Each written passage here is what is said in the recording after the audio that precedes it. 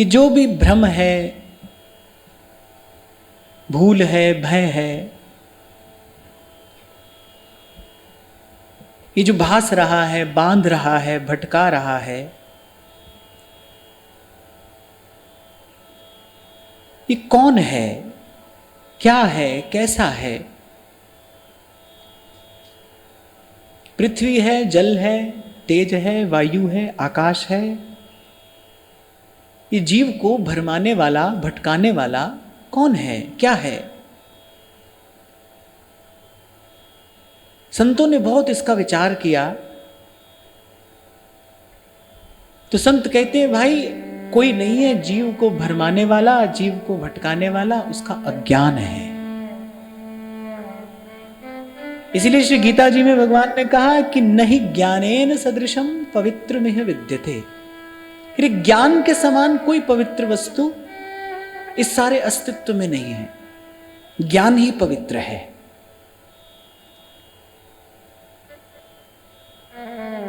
और मैंने तो कई बार भाव में भरकर आपसे कहा कि जो जीव है न स्नान से शुद्ध होता है, न दान से शुद्ध होता है, गुरु के ज्ञान से शुद्ध होता है। ज्ञान अंजन जाकी नेत्री पड़या, ताको सरब प्रकाश।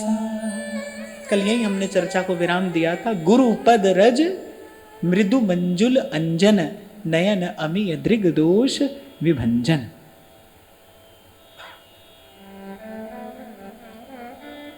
एक संत कवि की रचना है, गुरु कृपांजन पायो मेरे भाई,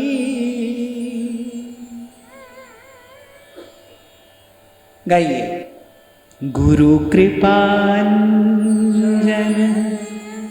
पायो मेरे भाई।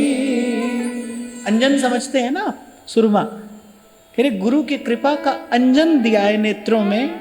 गुरु कृपांजन पायो मेरे भाई,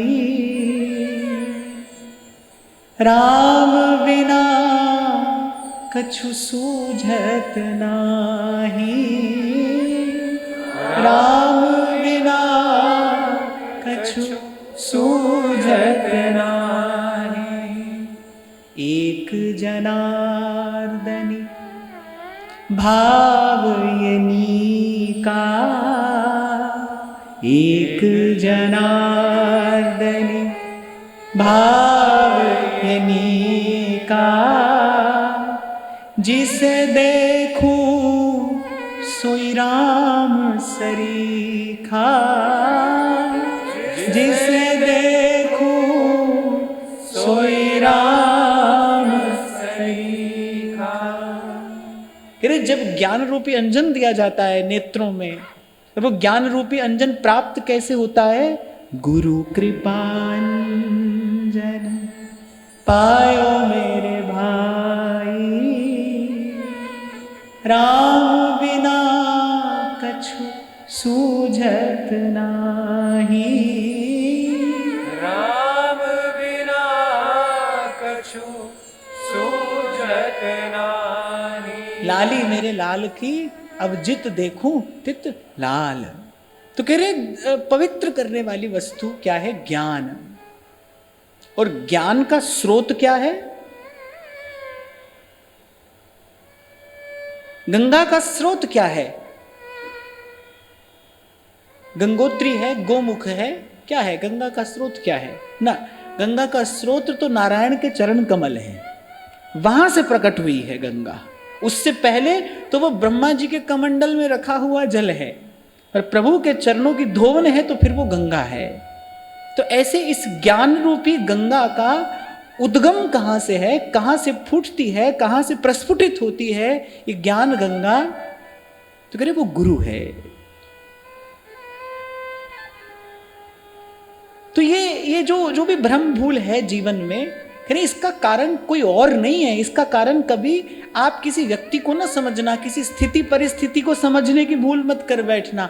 आप ये मत समझना कि किसी स्थान पर रहने से भ्रम है, भूल है, किसी स्थिति के कारण भूल है, किसी समय के कारण भूल है। भूल अज्ञान के कारण है। बाहर बड़ी दौड़ भाग करता है ना व्यक्ति, कभी वस्त्र बदलता है, कभी स्थान बदलता है, कभी यहाँ दौड़ता है, कभी वहां दौड़ता है। किसके लिए? मन की शांति के लिए, आत्म सुख के लिए व्यक्ति यहां वहां दौड़ता है, भागता है, प्रयास करता है। पर कहते हैं कि भूलने भटकने का कारण कोई स्थान नहीं है, कोई स्थिति नहीं है, कोई समय नहीं है, कोई वस्तु नहीं है, कोई व्यक्ति नहीं है, हम नहीं हो, तुम नहीं हो। फिर भटकने का कारण क्या है? भटकने का कारण अज्ञान है। तो संत कहते हैं, गुरु साहब कह रहे हैं, ज्ञान अंजन जाकी नेत्री पढ़िया, ताको सरब प्रकाशा। गुरु की कृपा से ज्ञान रूपी अंजन आंख में पड़ जाए तो कह रहे फिर जित देखूं तित लाल। बहुत समझने की बात है। जब हमारे श्री महाप्रभु जी कहते हैं, कह रहे यत्र यत्र मम जन्म कर्म भीर नारकेत परमे पदेथवा। कह रहे अपने कर्मों से जहां भी हमारा जन्म हो, स्वर्ग हो, नरक हो, परम पद हो या कुछ और हो, नारकेत परमे पदेथवा, बस राधिका रति निकुंज मंडली तत्र तत्र हृदय में विराजताम। और फिर कह रहे अज्ञान अंधेरे सूझत नाही और बहर बहर भरमाता। इसलिए भाई जहां रोग है वहीं निकट जाकर उसका निदान संभव है। तो एक बार मैं थोड़ा सा ध्यान कल की चर्चा की ओर ले जाऊं आपका। कल जहां से मैंने बात कहनी आरंभ की थी कि आशा और निराशा दोनों ही काम की है। अब बात यह है कि आशा किससे हो और निराशा किससे हो। जब तक संसार से आशा है तब तक ध्यान रखना अंतिम परिणाम निराशा है। बीच में थोड़ी बहुत हलचल आपको अपने अनुकूल होती भले दिखाई पड़े, आपको लगे कि बन गया हमारा काम, हमारी कार्य सिद्धि हो गई, पर अंतिम परिणाम निराशा है। व्यास जी तो कहते हैं जइये कौन के अब द्वार, बोले अब किसके द्वार पर जाएं। जो जिए होए प्रीति काहू के दुख सहिए सो बार। बोले भाई यहां से कुछ मिलता हो, कुछ ठोस मिलता हो, यहां से कोई ठोस प्राप्ति होती हो तो बोले 100 बार दुख सहे। देखो संतों की बोलन कैसी है, बहुत बड़ी बात, बड़ी मार्मिक बात, बड़ी गंभीर बात वो कितने सरल शब्दों में बता देते हैं। व्यास जी कहते हैं जो जिए होए प्रीति काहू के। देखो एक बात तो आपको समझने का प्रयास अवश्य करना चाहिए, अनुमान से भी, अनुभव से भी, ज्ञान से भी, ध्यान से भी, चिंतन से भी, प्रयास से भी एक बात समझने का प्रयास करना चाहिए। भाई आत्मा की भूख जो है ना वो प्रेम को पाकर ही मिटती है। राम ही केवल प्रेम प्यारा, जान ले हुसो जानन हारा। जिन प्रेम किया तिन ही प्रभु पाया। अनेक अनेक संतों के जो वाक्य हैं इसी और आपका मेरा ध्यान ले जाने के लिए हैं। अरे भाई जो भूख मिटेगी ना, ये जो दौड़ भाग समाप्त होगी तो प्रेम का एक बिंदु मिल जाने पर होगी। और यहां व्यास जी कह रहे भाई अगर बात ही यही है, अगर अंतिम बात है यही कि भाई प्रेम से ही आत्मा की प्यास बुझेगी, तो फिर बोले यहां कहीं प्रेम मिलता हो तो 100 बार दुख सहूं मैं।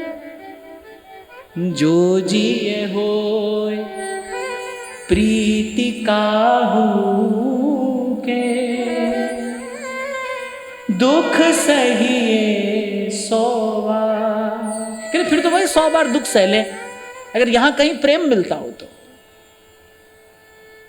इसी को कहते हैं बस संसार से निराश हो जाना। समझ आ जाए आपको कि भाई यहां से अंतिम वस्तु क्या मिल सकती है। मैं कई बार आपको कहता हूं ना, यहां तो भाई थोड़ा मिल जाए तो भी वही द्वंद है, बहुत मिल जाए तो भी उसका अंतिम परिणाम वही द्वंद है।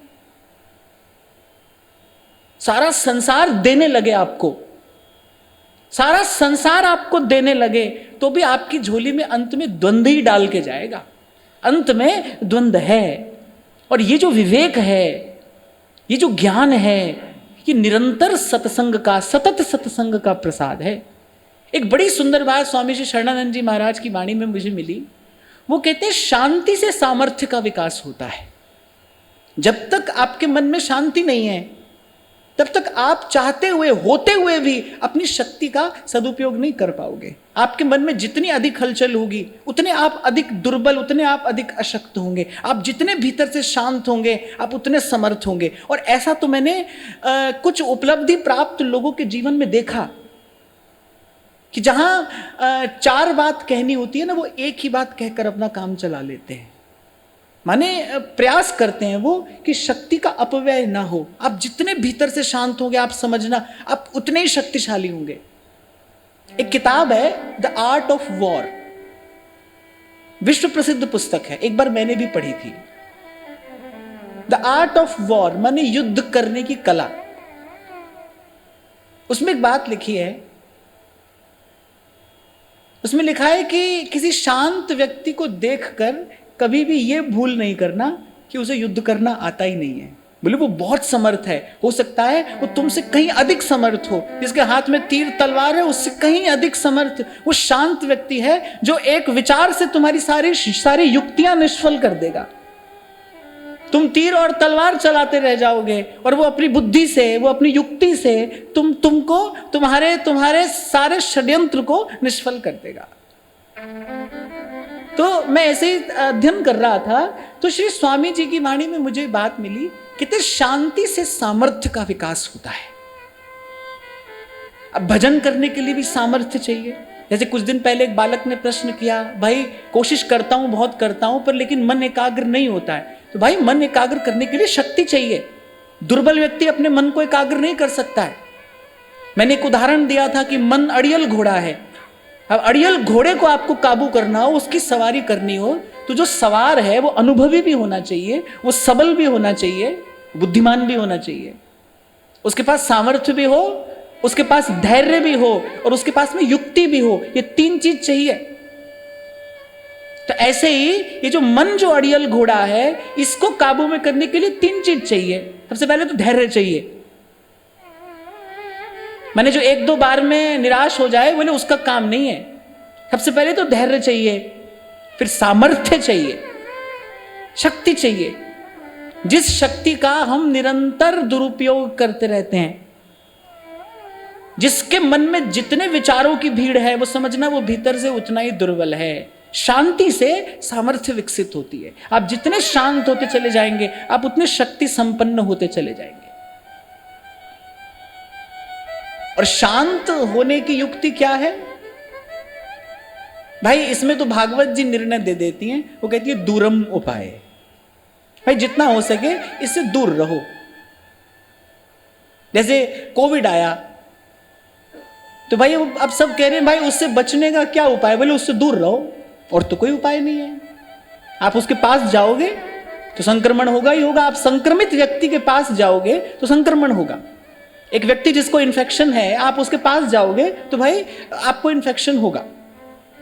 एक ही उपाय है, अपने आप को दूर रखो, अपने आप को बचा कर रखो। ऐसे ही संसार में बहुत लोग ऐसे हैं ना जो पहले से ही संसार के विचार से, संसार के विकार से संक्रमित हैं। जो दिन रात संसार की चर्चा, संसार के चिंतन में पड़ा है, जो दिन रात मिथ्या, दंभ और प्रपंच में ही पड़ा है, भाई उसके पास बैठोगे तो आपको भी संक्रमण होगा। एक ही उपाय है, दूरम उपाय। अपने आप को जहां तक हो सके, जितना हो सके उससे बचा कर रखिए। इसलिए मैंने कहा जहां चार बात कहने की आवश्यकता हो ना, कोशिश करो दो में ही काम चल जाए। अब संसार से बचने का उपाय क्या है? इससे क्या है, इसको धीरे धीरे आपको जीवन में अभ्यास में लाना पड़ेगा। पहले थोड़ा अपना व्यवहार कम करिए।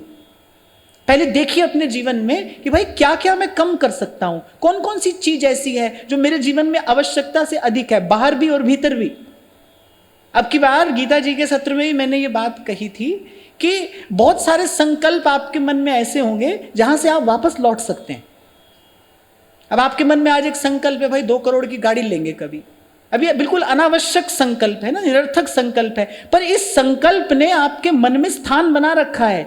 इस संकल्प ने आपके मन में कुछ हलचल मचा रखी है, तो थोड़ा बैठकर चिंतन करो, विचार करो। जो गैर जरूरी बातें हैं, जो अनावश्यक बातें हैं, जो व्यर्थ की बातें हैं, धीरे धीरे वहां से अपने मन को लौटा कर लेकर आओ। मनोरथ क्या होता है? मनोरथ, हम शब्द का प्रयोग करते हैं ना, मनोरथ। मनोरथ क्या होता है? अरे मन जिस रथ पर बैठकर कहीं पहुंचता है ना, उसी को मनोरथ कहते हैं। मनोरथ क्या है? मन का रथ है। मन उस रथ पर बैठकर कहीं का कहीं पहुंच जाता है।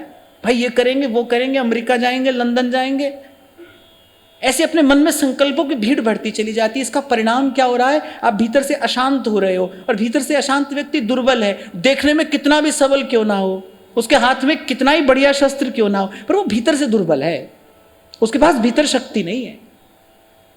तो शांति का उपाय क्या है? बाहर भी और भीतर भी एक साथ आपको प्रयास करना है। सबसे पहले छोटा छोटा कदम बढ़ाओ इस ओर। देखो, ध्यान रखना, भजन करने के लिए सामर्थ्य चाहिए। भजन ना हुई खेल खिलौना। संत कह रहे हैं, जो काचे डोरे सो बांध खिलावे, प्रबल सिंह को छौना। इस पंक्ति को थोड़ा ध्यान से समझो। यानी प्रबल सिंह को छौना। प्रबल सिंह का बालक है, और कह रहे बंधा किससे है? कच्चे डोरे से बंधा है। जो काचे डोरे सो बांध खिलावे, प्रबल सिंह को छौना। ऐसा है भजन करना। कबीर भी कहते हैं ना, चढ़े तो चाखे प्रेम रस, और गिरे तो चकना चूर। चढ़े तो चाखे प्रेम रस।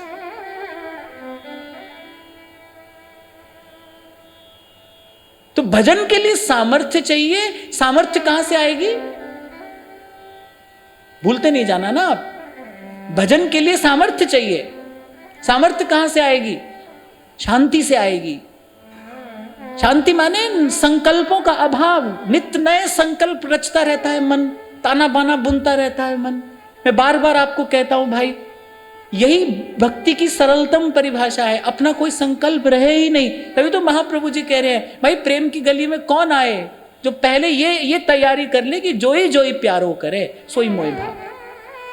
मेरी अब अपनी कोई चाह नहीं है, कोई अपनी रुचि नहीं है। और आप देखना, आप इसका अनुभव करना, जैसे ही जीवन से चाह मिटती है, वैसे ही जीवन से चिंता मिट जाती है। मनुष्य के जीवन की सारी शक्ति जो है वो खाने वाली कौन है? चिंता है। भूत का शोक और भविष्य की चिंता, ये जीव की सारी शक्ति को खा जाती है। चिंता में पड़े व्यक्ति को आप देखोगे ना, दूर से पहचान लोगे आप। मुरझाया हुआ चेहरा है, उसके आभा मंडल में बड़ी निराशा हताशा है, व्यक्ति पहचाना जाता है। और जो भीतर से प्रसन्न है, आप देखो उसको आप देखोगे, बार बार देखने का मन करेगा, उसके पास बैठने का मन करेगा। उसके पास में बैठने से मन को शांति मिलेगी। सच्चे संत की शरण में बैठ मिले विश्राम।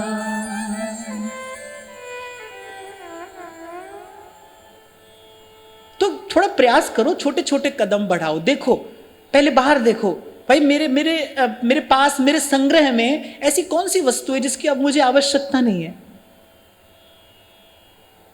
मैंने देखा, ऐसे लोगों को भी मैंने देखा है, वो अपने घर में 20 साल पुरानी वस्तु जमा करके रखते हैं। आपको शायद पता नहीं है कि केवल व्यक्ति के ही संग से लाभ या हानि नहीं होता, वस्तु के संग से भी लाभ या हानि होता है। आप अपने जीवन में भीतर या बाहर, आप अपने जीवन में जितनी वस्तुएं, अनावश्यक वस्तुएं इकट्ठी करते चले जाओगे, आपके जीवन में उतनी नकारात्मकता बढ़ती चली जाएगी, नेगेटिविटी। ये तो मनोविज्ञान भी मानता है, वास्तुशास्त्र भी ये बात कहता है कि अमुक स्थान पर देखो कहीं कोई कूड़ा कचरा तो नहीं पड़ा है, वो आपके घर की ऊर्जा को खराब कर रहा है। चलो बाहर तो कूड़ा कचरा हटा दो, हमारे मन में कितना कूड़ा कचरा पड़ा है। कितनी बातें मन में ऐसी पड़ी है जिनसे कोई लाभ नहीं है, जिनसे केवल हानि हानि हो रही है। बताओ ये मन की दशा है कि नहीं? मन में कितनी बातें, कितने विचार ऐसे पड़े हैं जिनसे कोई लाभ नहीं है, जिनसे केवल हानि है, पर हम ध्यान नहीं दे रहे, पड़े ही हैं वो। इसलिए तो बाबा फरीद कह रहे हैं, कर ले दिल दी सफाई जे दीदार चाहिदा, वे तू जहान तो की लैनी तैनू यार चाहिदा, इस सिर नू झुकाउणा एक बार चाहिदा, तू जहान तो की लैनी तैनू यार चाहिदा। कर ले दिल दी सफाई जी, दीदार चाहिदा। ये जो मन में कचरा भरा है ना, व्यर्थ के संकल्प। अच्छा देखो, मन अगर रथ पर बैठकर उस संकल्प तक जा सकता है तो ध्यान रखना लौट कर भी आ सकता है। इसलिए मैंने कहा थोड़ी देर अपने पास में बैठो और अपने मन से व्यर्थ के संकल्प हटाओ। किसी से बैर का बंधन बांध रखा है, किसी से राग का बंधन बांध रखा है। अमुक व्यक्ति मिलेगा तो उसको ये कहेंगे, ये अगर मिलता तो ये कहते, मिल जाएगा तो ये बात करेंगे। ये सब व्यर्थ के संकल्प हैं। और ये क्या है? कि कूड़ा है, कूड़ा है। अब कूड़ा एक समय पर पड़ा रहे, एक स्थान पर पड़ा रहे, उसको न हटाया जाए तो क्या होता है? उससे दुर्गंध आने लगती है ना। ऐसे आप देखो, किसी किसी व्यक्ति का आभा मंडल ऐसा होता है, आप 2 मिनट उसके पास रुक नहीं सकते। उसके आभा मंडल से एक दुर्गंध आ रही है, उसके पास रुकना अच्छा नहीं लगता। क्यों? क्योंकि उसके भीतर संकल्पों का कूड़ा भरा है, व्यर्थ के विचार भरे हैं। देखो भाई, अपने ऊपर मेहनत करनी पड़ेगी, आपको अपने ऊपर पुरुषार्थ करना पड़ेगा। संतों ने अपने शब्दों में वो दिव्य धन छिपा कर रख दिया है। चाबी मिलती है संतों के शब्दों में उस खजाने की। मैं आज ऐसे अध्ययन कर रहा था तो बड़ी सुंदर बात मेरे हाथ में आई, जबकि श्री स्वामी जी महाराज ने तो 3 बातें कही कि सामर्थ्य से, शांति से सामर्थ्य का विकास होता है। कहते हैं विवेक से अमरत्व की प्राप्ति होती है। अगर जीव को विवेक हो जाए कि भाई मैं कौन हूं और संसार कौन है। व्यास जी से किसी ने पूछा ना, विद्या की प्राप्ति का लक्ष्य क्या है? बोले विवेक। और विवेक क्या है? बोले सत और असत वस्तु का बोध हो जाए, यही विवेक है। और सत और असत वस्तु का बोध होती ले टूट गया संसार से संबंध। कल जो हम बात कर रहे थे कि भाई संसार से निराशा क्यों नहीं होती? क्योंकि सत और असत का बोध नहीं है, सच्चे झूठे का ज्ञान नहीं है। जौहरी की गति जौहरी जाने, क्या जिन जौहर हुई। जिसको रत्न की पहचान नहीं होगी वो तो भाई कभी कभी रत्न का मोल देके घर में कांच ले आता है। कितने लोग तो ठगे जाते हैं संसार में।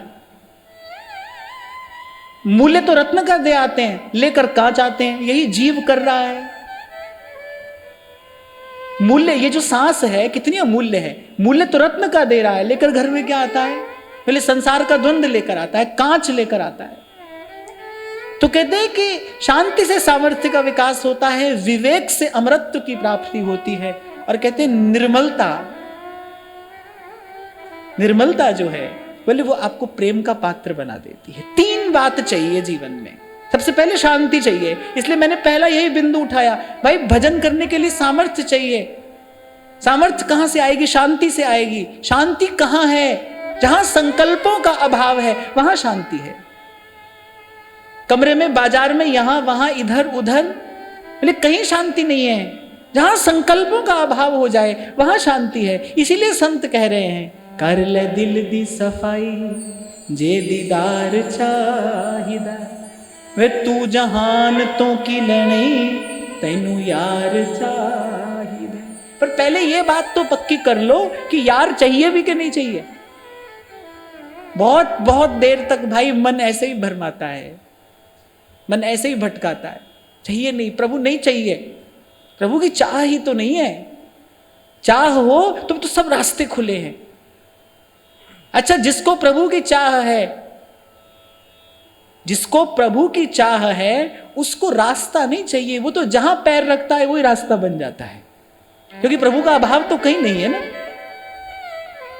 बिल्व मंगल चले, नेत्र नहीं है, चल पड़े। कहां चल पड़े? वृंदावन की ओर। रास्ता जानते हैं? नहीं जानते। कोई बताने वाला है? नहीं है। न स्वयं मार्ग जानते हैं और न कोई बताने वाला है, कुछ भी नहीं है।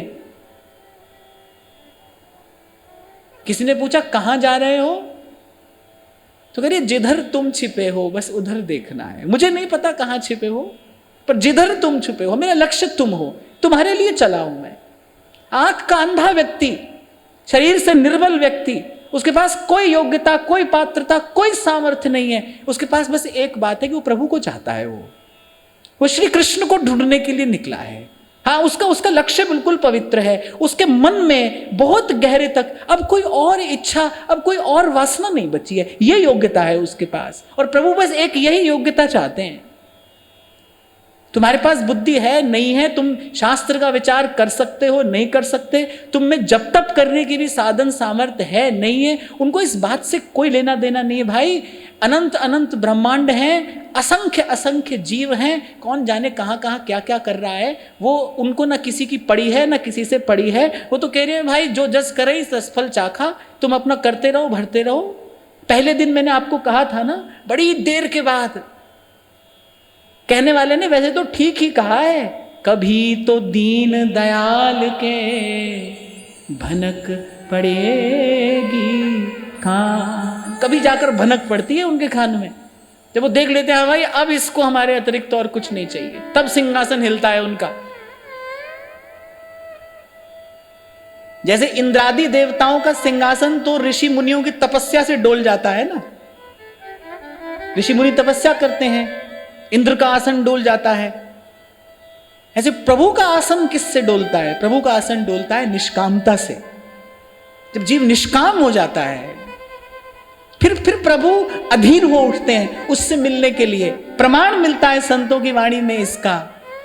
कबीरा, कबीर कहते हैं ना, पीछे पीछे हरि फिरे, कहे कबीर कबीर, कबीरा मन निर्मल भया, जैसे गंगा नी।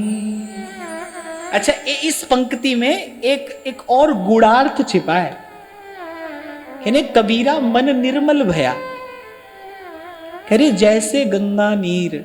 अच्छा, कबीर जी ने उपमा देने के लिए यहां पर गंगा के जल को क्यों चुना है? कोई बता सकता है? कबीर जी ने यहां उपमा देने के लिए, मन निर्मल हुआ है, गंगा के ही जल को क्यों चुना है? निर्मल वस्तुएं तो बहुत हैं, सूर्य सदा पवित्र है, अग्नि सदा पवित्र है,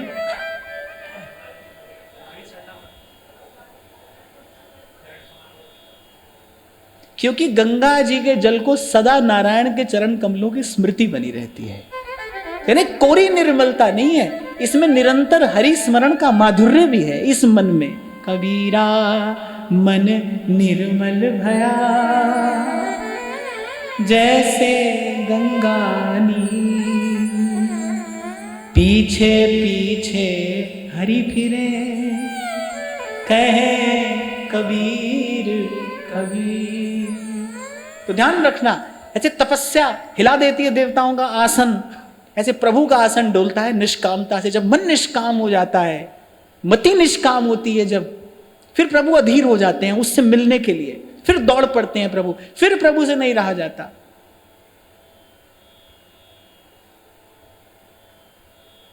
तो शांति जो है जहां संकल्पों का अभाव है, इसलिए मैंने कहा थोड़ा अभ्यास करना पड़ेगा, बाहर भी करना भीतर भी करना। साधक का जीवन ऐसा होना चाहिए, उसके पास संग्रह कम से कम हो। साधु के लिए तो संग्रह का निषेध ही है, पर जो हमारे जैसा व्यक्ति है जिसके पास अभी वैसी योग्यता नहीं है, उसके लिए भी इतना निर्देश तो अवश्य है कि वो आवश्यकता से कम वस्तु अपने पास में रखे, इतना तो अवश्य हो। उलझा रहता है मन जड़ वस्तुओं के संग्रह में, जड़ वस्तुओं के चिंतन में मन उलझा रहता है। भाई छोटी सी वस्तु अपने पास रखोगे, मैंने कल भी कहा था, वो आपके मन का कुछ हिस्सा लेगी। थोड़ी सी वस्तु अगर आपने अपने पास रखी तो देखना वो आपके मन का थोड़ा सा हिस्सा ले लेगी। और फिर वैसे भी मैं समझता हूं, संतों की वाणी में मैंने कहीं पढ़ा कि जो आवश्यकता से अधिक वस्तु का संग्रह अपने पास करके रख रहा है, वो प्रकृति की चोरी कर रहा है, वो चोर है। क्योंकि उसी समय वो वस्तु जो आपके संग्रह में पड़ी है, उसी समय वो वस्तु किसी के काम आ सकती थी। आपने उसको दबा कर रखा, आपने उसको छिपा कर रखा, आपने क्या किया है? आपने प्रकृति की चोरी की है। जैसे बाजार में काला बाजारी करने वाले को दंड मिलता है ना, पकड़ा जाए तो, ऐसे ये प्रकृति की काला बाजारी है, वो व्यक्ति दंड का पात्र है। कभी कहा था मैंने आपसे, जीवन में प्रवाह मानता बनी रहे, नहीं तो दुर्गंध आने लगेगी, मन संकीर्ण हो जाएगा, मन में अनेक अनेक दुर्गुण आएंगे। एक सद्गुण दूसरे सद्गुण को लाता है तो एक दुर्गुण दूसरे दुर्गुण को भी लेकर आता है। एक के साथ दूसरी वस्तु जुड़ी है, सृष्टि का एक एक कण एक एक कण एक दूसरे के साथ में जुड़ा है। एक सद्गुण जीवन में आया तो दूसरे सद्गुण को लेकर आएगा। आपके जीवन में श्रवण आ जाए तो आपके जीवन में कीर्तन भी आ जाएगा, श्रवण और कीर्तन आ जाएंगे तो भगवत स्मरण आ जाएगा, भगवत स्मरण होने लगेगा तो सेवा करने की इच्छा होगी। एक सद्गुण दूसरे सद्गुण को ले आएगा और एक दुर्गुण दूसरे दुर्गुण को लेकर आता है।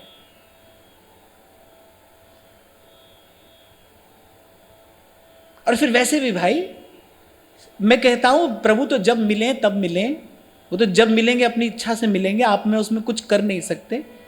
अरे तब तक ये जीवन किसी के काम तो आए, आप किसी के लिए सुखद हो, आप किसी के सहयोगी हो, आप किसी के साधक हो, काम तो आए जीवन, किसी के माध्यम बनिए ना किसी के लिए। हाथ में माला है, मुख में भगवान का नाम है, मन सुबह से लेकर शाम तक जड़ वस्तुओं का चिंतन उसके संचय संग्रह में लगा है। और मैंने आपसे अभी कहा भाई, तुम कितना जप तप करो, तुम कितना साधन करो, कितने तीर्थ दान तुम करो, प्रभु को इससे कुछ लेना देना नहीं भाई, कुछ लेना देना नहीं। उनको तो एक प्रीति की सच्चाई से काम है, निष्कामता अपेक्षित है यहां। तो ऐसे बाहर भी थोड़ा अपने जीवन का संग्रह कम करो, वस्तु किसी के काम आ जाए। आप देखो, जैसे ही आपकी संग्रहित वस्तु किसी के काम आएगी, उसका प्रसाद आपको क्या मिलेगा? मन की प्रसन्नता। आप इसका अनुभव करके देखना, आप इसका अनुभव कर लेना। आप जैसे ही किसी के काम आए, आप जैसे ही किसी के लिए माध्यम बने, आपको मन की प्रसन्नता मिलेगी, आपका अंतःकरण निर्मल होने लगेगा। तो ऐसे बाहर भी भीड़ कम करनी है। आजकल तो ये होड़ है ना कि मेरे जीवन में भीड़ कैसे बढ़े। देखो बड़ा आश्चर्य है वैसे, ये माया श्री कृष्ण की, मोयो सब संसार, सुख शांति की तलाश में निकला आदमी और अपने पीछे संसार की भीड़ इकट्ठी किए ही चला जा रहा है, किए ही चला जा रहा है। उसी को जीवन की सफलता मान रहा है, उसी को उपलब्धि समझ रहा है। आपकी बात तो हम क्या करें, हम तो अपनी बात करें, अपना रोना रो रहे हैं। यहां पर हम निकले हैं किस लिए? सुख शांति की तलाश में। जहां दूसरे को सिखा रहे हैं प्रेम गली अति साकरी तामे दो न समाई, हमको 100 से भी चैन नहीं पड़ रहा। हम 100 1000 लाख करोड़, हम तो सबका सब संसार अपने लिए चाहते हैं। माया श्री कृष्ण की मोयो सब संसार। तो ऐसे बाहर भी थोड़ी भीड़ हटाओ, वस्तुओं की भी और व्यक्तियों की भी। मैंने आपसे कहा कि एकदम से नहीं होगा, इसलिए हमको छोटा छोटा कदम बढ़ाना है इस ओर, थोड़ा थोड़ा प्रयास हमको करना है। कम से कम आज जाके अपनी अलमारी तो साफ कर ही लेना। जो फालतू की चीज हो वो ऐसे किसी के काम आ जाए ना, किसी के काम आ जाए, यहीं से ही आरंभ कर लो। और फिर थोड़े समय के बाद अपनी फोन की अलमारी साफ कर लेना। वहां भी बहुत कूड़ा कचरा भरा है जिसकी कोई आवश्यकता नहीं है, जिसके कारण जीवन में दुर्गंध ही आ रही है, फिर उसको भी साफ कर लेना। अगर भजन करना है तो मैं तो आपको केवल संतों की बात बता रहा हूं। मुझे बड़ा बड़ा आनंद आया आज ये पढ़कर। महाराज जी आपने प्रसाद दिया हमको, हमारा जीवन धन्य हो गया। एक बात मिल जाए ना, एक बात, एक विचार, वो आपके तन मन को प्रकाशित कर देता है, आनंदित कर देता है। जैसे जल से भरा बादल देखकर मोर पंख फैलाकर नाचने लगता है ना, ऐसे मुझे तो संत का कोई शब्द कभी ऐसा मिल जाता है कि मन मयूर नाचने लगता है। कितनी सुंदर बात है। अरे भाई, शांति से सामर्थ्य विकसित होती है। सामर्थ्य तो प्रभु ने आपको देकर भेजा है। मनुष्य माने भजन करने की सामर्थ्य। सामर्थ्य तो प्रभु ने आपको देकर भेजा है। अशांति के कारण हम सामर्थ्य की विस्मृति किए बैठे हैं, अपने सामर्थ्य का अपव्यय कर रहे हैं। निरंतर निरंतर मन जिस व्यापार में लगा रहता है, मन बुद्धि का व्यापार कभी रुकता नहीं, सपने में भी नहीं रुकता। अब भाई कोई भी मशीन बिना ईंधन के थोड़ी चलेगी, उसको बिजली चाहिए, पेट्रोल चाहिए, कुछ तो चाहिए। ऐसे मन बुद्धि का भी जो व्यापार निरंतर चल रहा है, वो भी तो आपकी जीवनी शक्ति ले रहा है, वो आपके जीवन की शक्ति तो लग रही है। वो जो मन निरंतर संकल्प विकल्प में लगा है, वो धेड़बुन जो कर रहा है, उसमें आपकी शक्ति तो लग रही है। अब मन शांत हो जाए तो देखो वही शक्ति भगवान के चिंतन में लगे। जो संसार की चिंता में लग रही है, वही शक्ति भगवान के चिंतन में लगने लगे।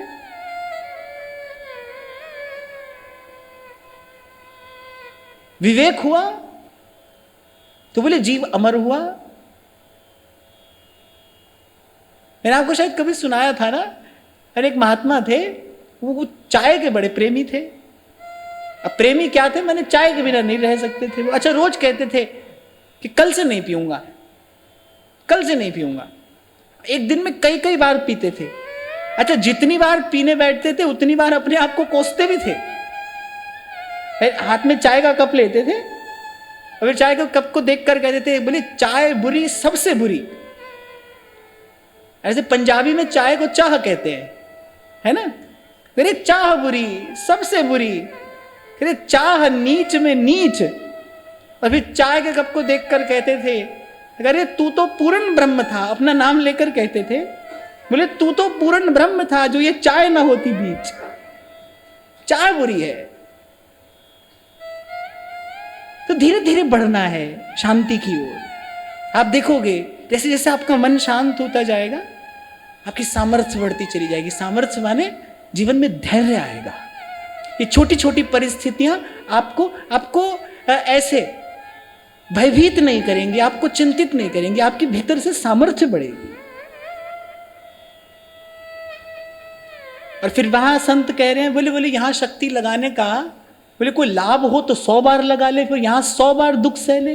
कितनी सुंदर बात व्यास जी ने कही। जइए कौन के अब द्वार, जइए कौन के अब द्वार, जो जिया होए प्रीति काहू के, जो जिया होए प्रीति काहू के, दुख सहिए 100 बार, जइए कौन के अब भाई। कुछ काम बनता हो तो यहां मेहनत करें, यहां तो बनता नहीं, बिगड़ता ही है। और मैं तो कई बार आपको कह चुका, भाई संसार और क्यों चाहिए, पहले ही बहुत है। भरा ही तो पड़ा है भीतर। सोते जागते भीतर संसार के संकल्प विकल्पित हैं, सपने में भी संसार है। और क्यों चाहिए, पहले ही बहुत है। पहला ही नहीं संभल रहा है। कम से कम इसके लिए और हाथ पैर तो मत मारो, इसके लिए तो और प्रयास मत करो। ये तो प्रारब्ध से मिला ही है, ये तो प्रारब्ध से ही मिला है। स्वामी जी महाराज अपनी वाणी में कह रहे, अन्न मांगे आगे आवेगा। तुम नहीं मांगते, दुख आ जाता है, आ ही जाएगा, समय पर आ जाएगा। और वो भेजने वाला, वो जो विधाता है, जिसके हाथ में हानि लाभ जस अपजस जीवन मरण है, वो इतना चतुर है, वो इतना सावधान है, एक क्षण का भी विलंब नहीं करता। समय पर दुख आ जाता है, समय पर सुख आ जाता है। सब बिना ही किए तो हो रहा है। संतों ने रहस्य समझ लिया, तब कहा श्री मलुकदास जी ने, अजगर करे न चाकरी। वो पुरुषार्थहीनता की बात नहीं कर रहे हैं। पंछी करे न काम, दास मलुका कही गए, सबके दाता राम। और वहां मुनिराज कह रहे हैं श्री भरत जी से, सुनहु भरत भावी प्रबल, बिहसी कहे हूं मुनिनाथ,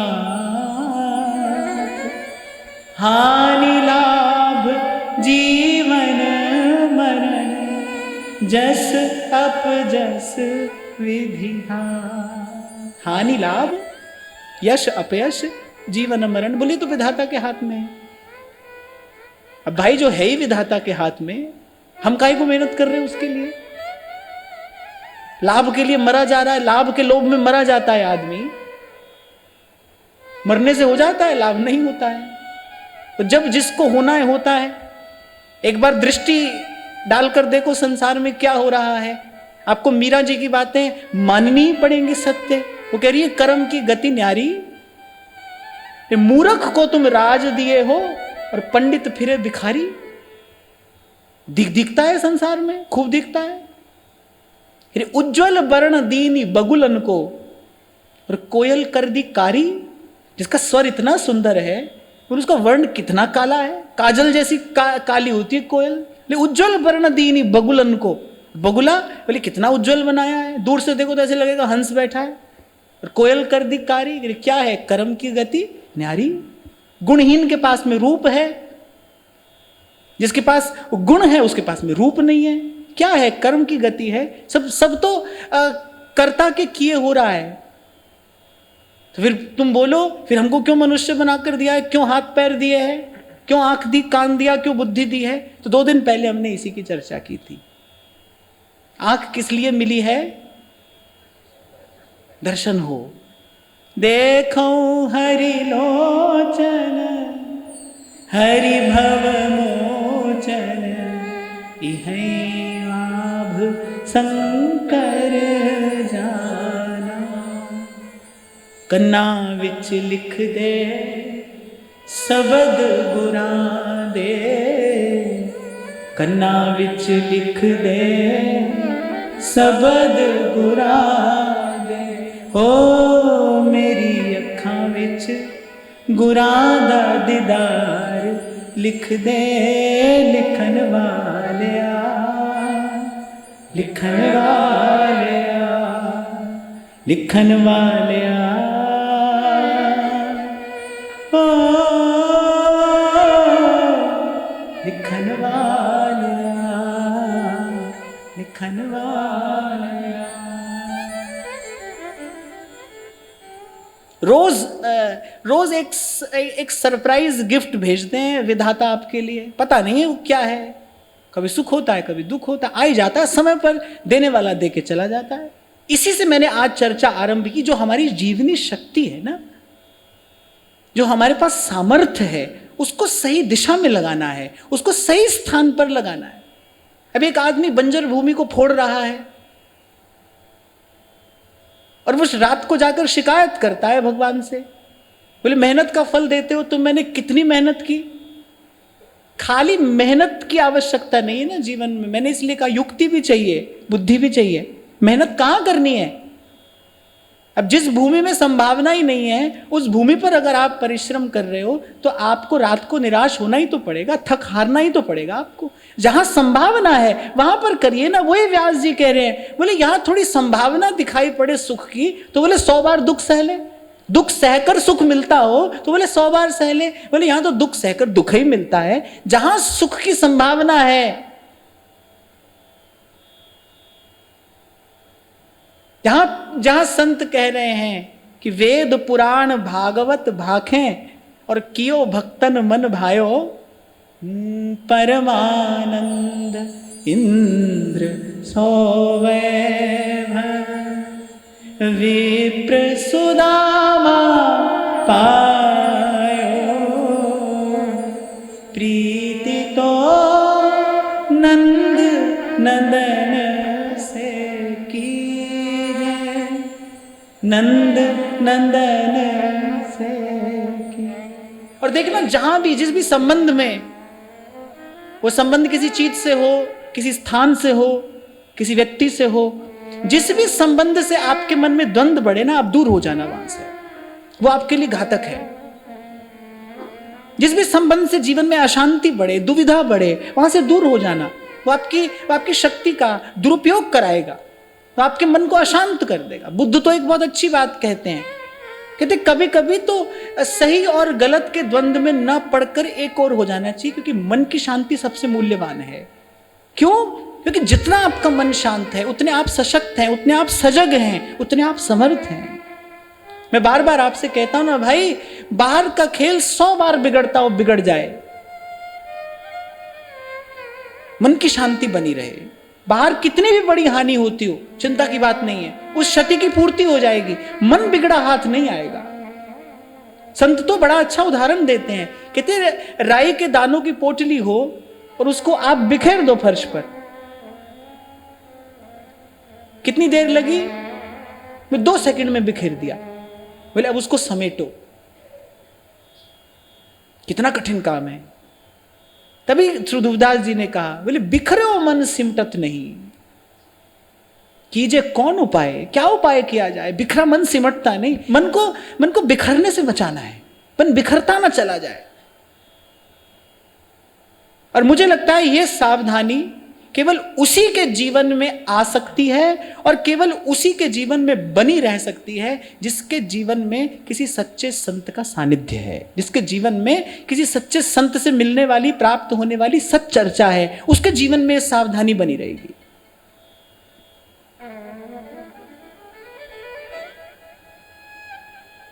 अच्छा, और दोष देखकर निंदा नहीं करनी है। श्रीमद् भागवत जी कहती है दोष देखकर निंदा नहीं करे, दोष देखकर केवल उसकी उपेक्षा कर दे, माने वहां से दूर हो जाए। संतों ने भी देखा भाई ये बाहर जो संसार है इसमें क्या क्या दोष है, लेकिन निंदा नहीं की है, केवल उससे दूर हो गए।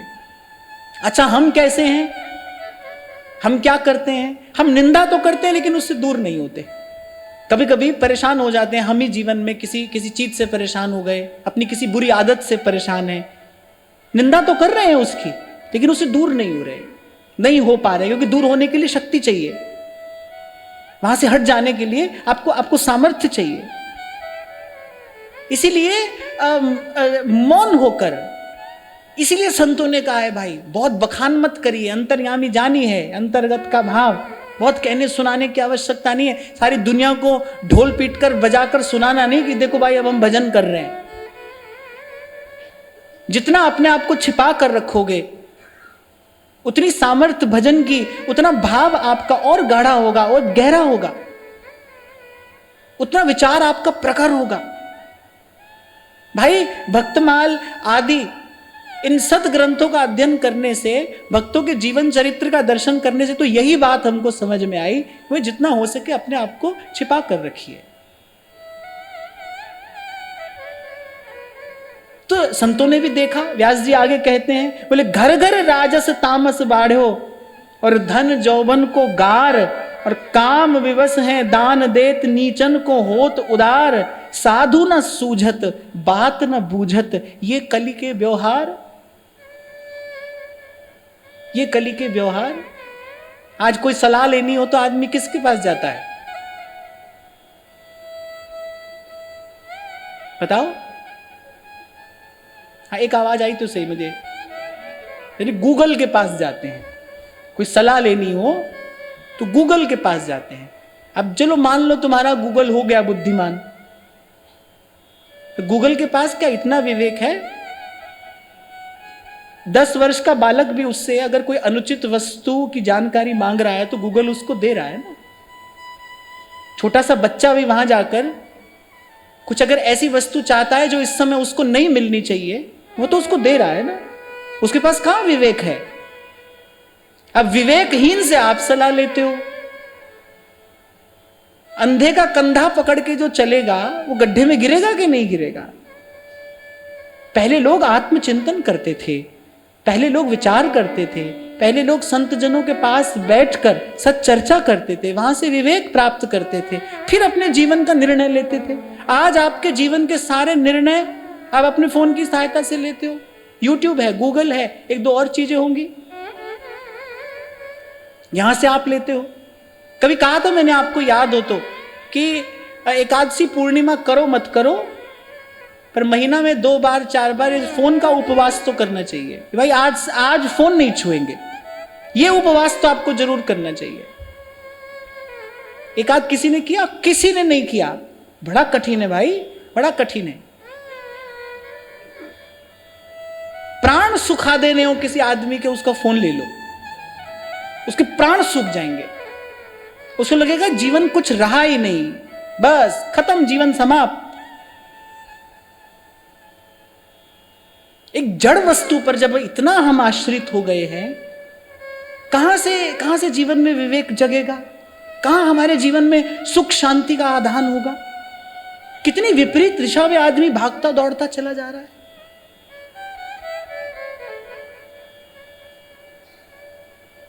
इसीलिए भाई संतों ने कहा है, कर कृपा संत मिले, मुझे तिनते धीरज पाया। मैंने कहा ना, धैर्य भी चाहिए, सामर्थ्य भी चाहिए और युक्ति भी चाहिए, और ये तीनों बात संत से मिलेगी। सबसे पहले वो बताएगा कैसे आपको अपनी सामर्थ्य को विकसित करना है। फिर कहते हैं विवेक से धैर्य की प्राप्ति होती है। जब संसार का स्वरूप समझ में आ जाता है, जब पता लग जाता है कि भाई ये सुख दुख आने जाने वाले हैं, तब वो आपको हिला नहीं पाते हैं, तब वो आपको डिगा नहीं पाते हैं। नहीं तो सुख पाते ही आदमी फूल जाता है, पैर जमीन पर नहीं पड़ते। थोड़ा सा दुख आता है, घबरा जाता है, यहां वहां दौड़ पड़ता है, अरे सतपथ छोड़ देता है। वो जो सदमार्ग पर चल रहा है सतपथ छोड़ देता है, भूत प्रेत टोना टोटका जाने क्या क्या करने लगता है, थोड़ा सा दुख, थोड़ी प्रतिकूलता आने पर।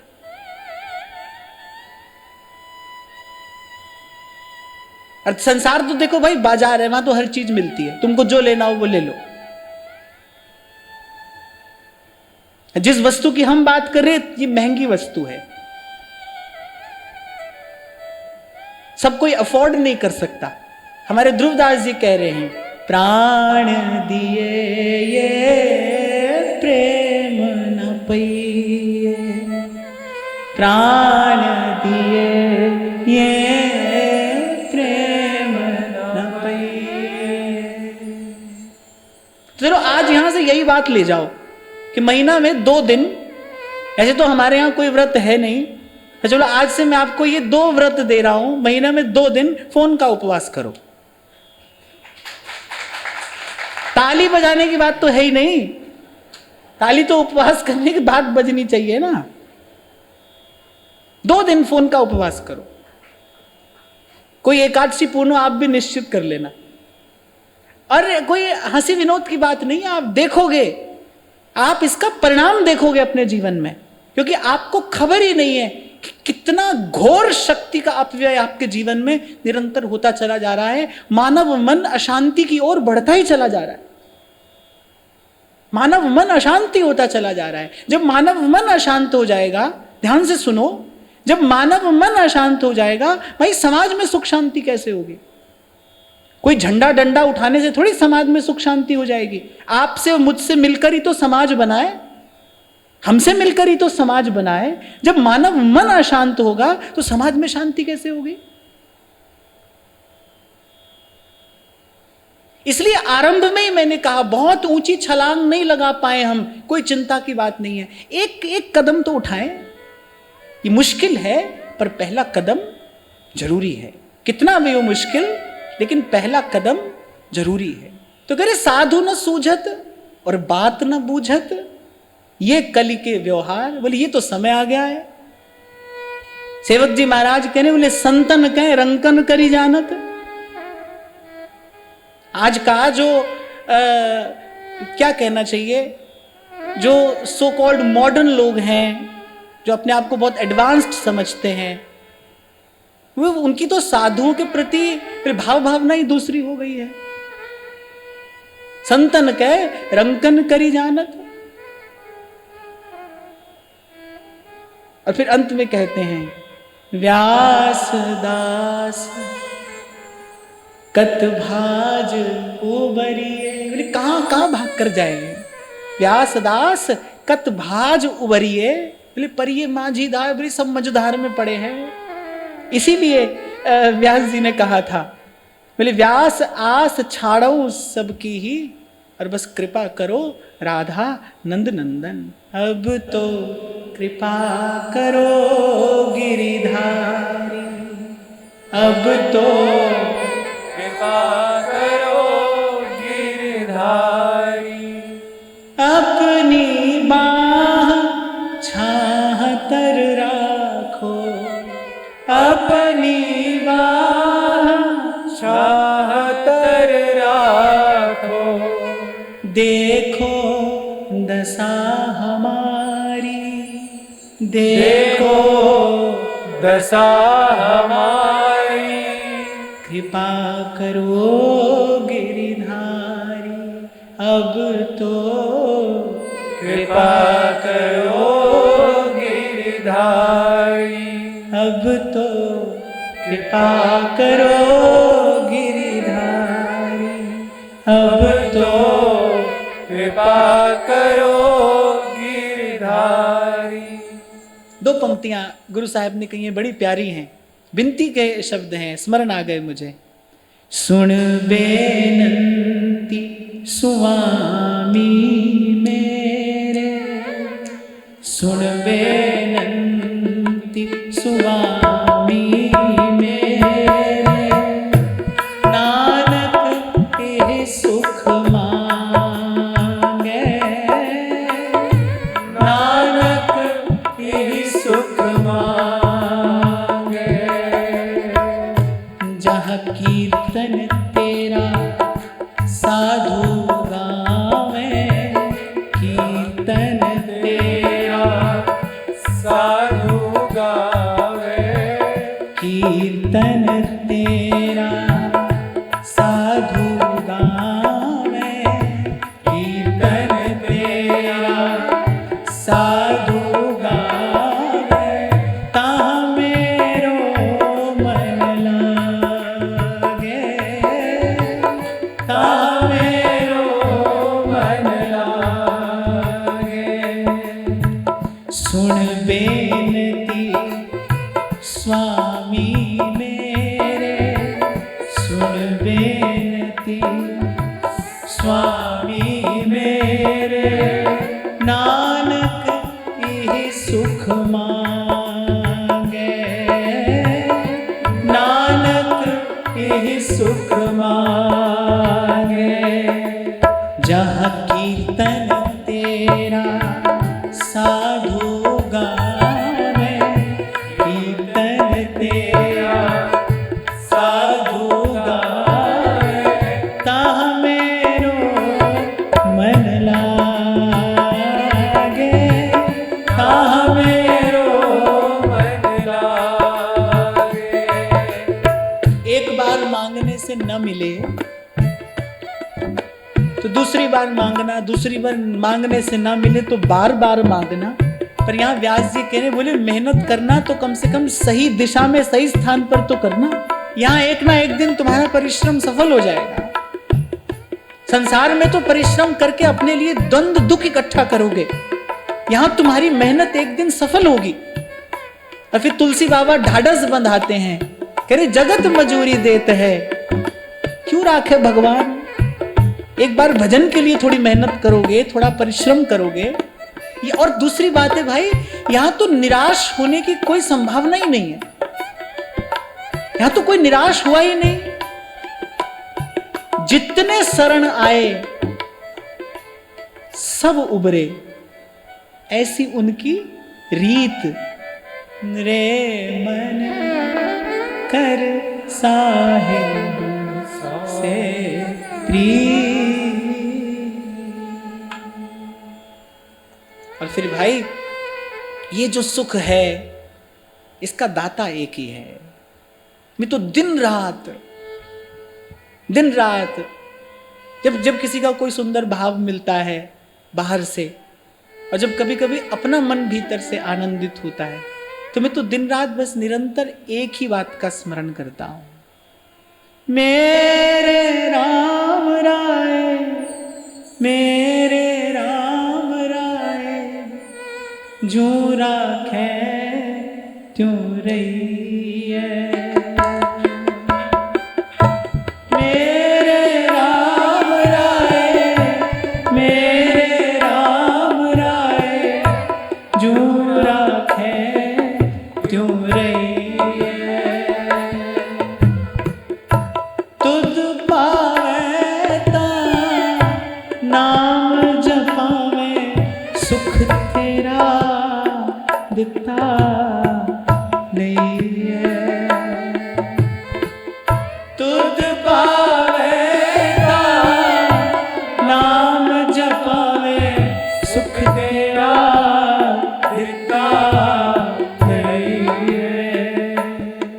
सुख तेरा दिखता नहीं है, सुख तेरा दिखता नहीं है। हरि चरण कमल मकरंद लोभित मनोन दिनो मोहि आहि प्यासा। कृपा जल दे नानक सारंग को होए जाते तेरे नाम वासा, मोहि आहि प्यासा। तेरे नाम वासा, मोहि आहि प्यासा। तेरे नाम वासा, तुध पावता नाम जपावे। सुख तेरा दिता नहीं है, सुख तेरा दिखता नहीं है। आप इतनी सी बात हो सके तो मान लेना, नहीं तो आप स्वयं विचार करना। प्रभु का एक नाम है अनंत कोटि ब्रह्मांड नायक। भगवान के एक एक रोम में अनंत अनंत ब्रह्मांड हैं। कितने जीव हैं, गणना नहीं की जा सकती। बड़ी कृपा होती है जब संत मिलता है, संत की कृपा से भजन की सुध आती है जीव को, बड़ी कृपा होती है। इससे बड़ी और कृपा क्या होगी कि माया के प्रवाह में बहते बहते जीव को प्रभु अपने चरणों के निकट बैठा लें। इससे बड़ी और कृपा क्या होगी। इसलिए जिन संतों को भजन का सुख मिला, भजनानंद मिला, त्रिभुवन की संपत्ति को उन्होंने तिनके के समान न्यौछावर कर दिया। ध्रुवदास जी कहते हैं, तिनके एक निमेष के रस भजन पर और सुख कोटि कल्पन के वार डालिए। ये जो भजन का सुख है, सुख तेरा दिखता नहीं है, सुख तेरा दिखता नहीं है। मेरे राम राय, मेरे राम राय, जो राखे क्यों रही है। मेरे राम राय, मेरे राम राय, जो राखे क्यों रही है।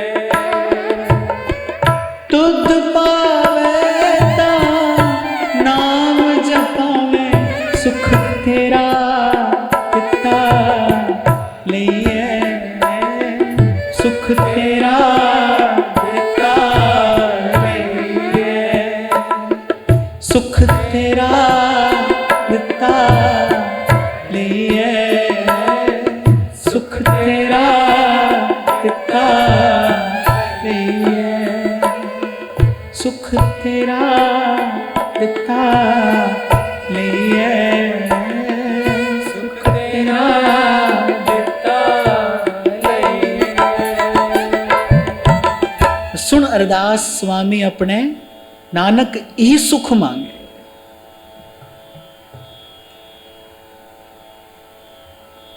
जहां कीर्तन तेरा साधु गावे, तहां मेरो मन लागे। वहां मन लगे मेरा, वहां मन लगे और वहीं मन लगे जहां कीर्तन तेरा साधु गावे।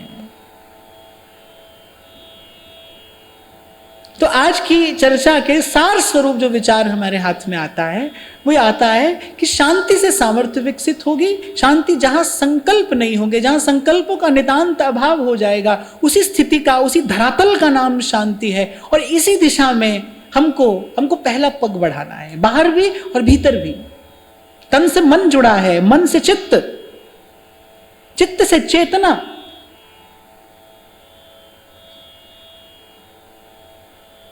सबसे स्थूल धरातल से आरंभ किया जाता है। यही यात्रा है। भगवती श्रुति कहती है, असतो मां सद्गमय, तमसो मां ज्योतिर्गमय, मृत्योर्मा अमृतम गमय। देखो हमारे हाथ में क्या है, वहीं से आरंभ करो। जो साधन आज आपके हाथ में है, यदि वहीं से आपने ईमानदारी से सदुपयोग करना आरंभ किया, तो आप देखोगे अगली सामर्थ्य आप अपने भीतर पाओगे।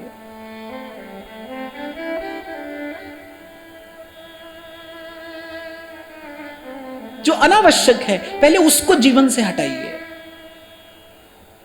बड़ी सुंदर बात स्वामी श्री शरणानंद जी महाराज कहते थे कि अरे पहले अनावश्यक को हटा दीजिए और जो आवश्यक है उसको कम कर लीजिए, बस यहीं से शांति का आधान हो जाएगा। मैंने कितने लोगों से सुना, जब कोविड का समय आया, लॉकडाउन हुआ, तो कितने लोगों से मैंने ये बात सुनी कि देखो बहुत थोड़े में भी काम चल गया, कितना अच्छा समय था, घर के लोग कम से कम साथ में बैठकर उठते थे, बैठते थे, खाते पीते थे और बड़े थोड़े में काम चल गया। तो कभी शायद मुझे अब याद तो नहीं है पंक्तियां, पर कभी मैंने गाया था कि एक वो भी था जमाना और एक ये भी है जमाना। करे जब मकान कच्चे थे पर उसमें रहने वाले लोग सच्चे थे। घर तो कच्चे थे पर उसमें रहने वाले लोग सच्चे थे, वो किसी के काम आने वाले थे।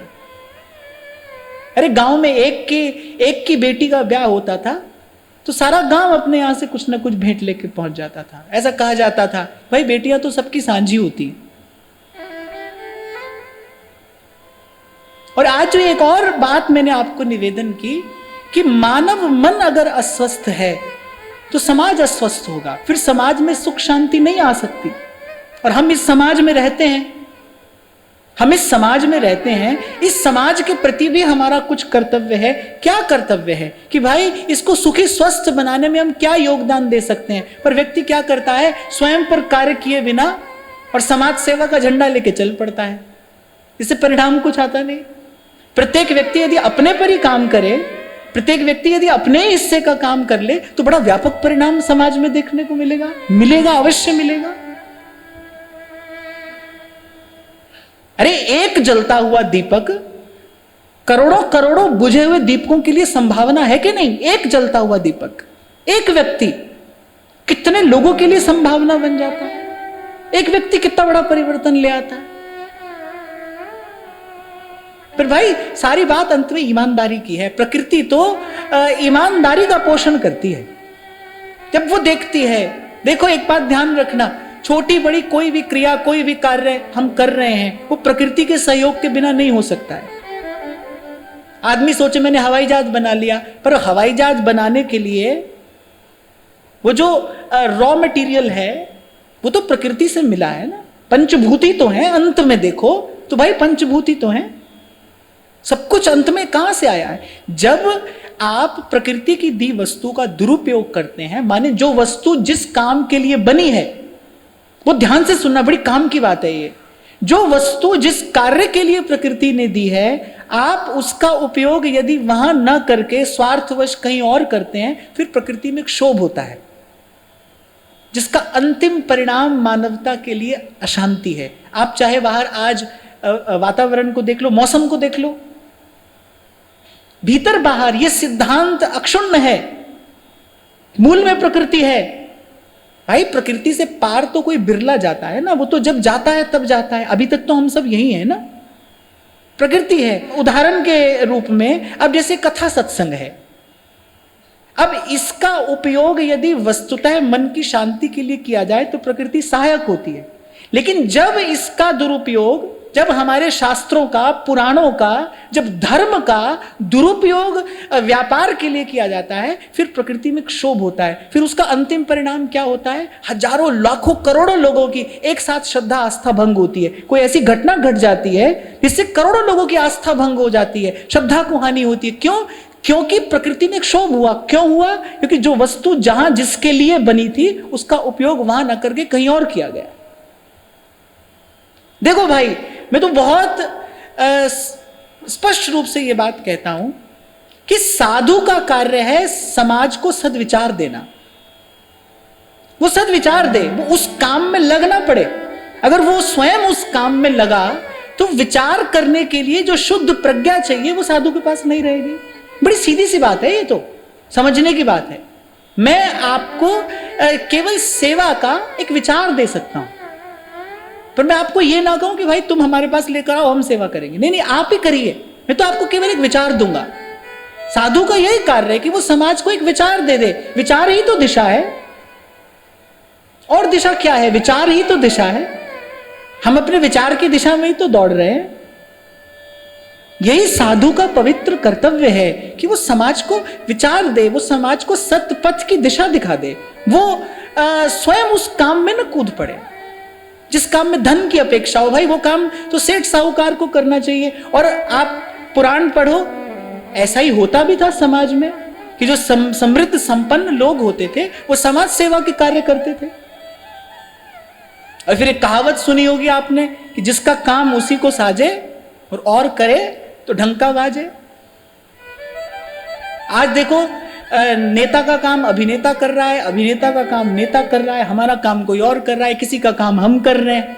यही तो हो रहा है आज। इसीलिए सब करने के बाद भी, सब करने धरने के बाद भी अंतिम परिणाम समाज के हाथ में क्या आ रहा है? अशांति, कलह, नित्य बढ़ती अशांति, बढ़ती कलह। तो आज अब प्रसंग आया तो मैंने ये थोड़ी सी बात यहां से निवेदन कर दी। मैं तो यही कहता हूं भाई, अपने ऊपर कार्य करिए, अपने हिस्से का कार्य कर लीजिए। अपने हिस्से का कार्य हम सब करने लगे। 4 लोग घर में रहते हैं, अपने अपने हिस्से का काम चारों लोग करें तो भाई किसी को कोई कष्ट नहीं है, किसी पर कोई बोझ नहीं है, फिर घर में कोई कलह, कोई अशांति नहीं है। अब घर की परिभाषा सबकी अलग अलग है। हमारे लिए हमारे 2 कमरे 4 परिवार के लोग घर हैं। हमारे ऋषि मुनियों ने कहा वसुधैव कुटुंबकम, सारी वसुधा ही हमारा परिवार है। उन्होंने सारे संसार को अपना परिवार मानकर और फिर ये विचार दिया है। तो आज जो यहां चर्चा हुई वो कुछ करने के लिए प्रेरित करती है। एक पहला कदम उठाना है हमको, अब अपने मन की शांति की ओर, चित्त की शुद्धि की ओर, जीवन से जो अनावश्यक है उसको हटाने का प्रयास करना है, आवश्यकता को कम करने का प्रयास करना है। अपने प्रति भी, प्रभु के प्रति भी, और प्रभु के बनाए इस संसार के प्रति भी। यही हमारी सेवा भी है और यही हमारा कर्तव्य भी है। आज की वार्ता यही श्री जी के चरणों में निवेदन करते हैं। महाराज श्री के चरणों में प्रणाम। आप सबके हृदय स्थित प्रभु को, भाव प्रभु को नमः।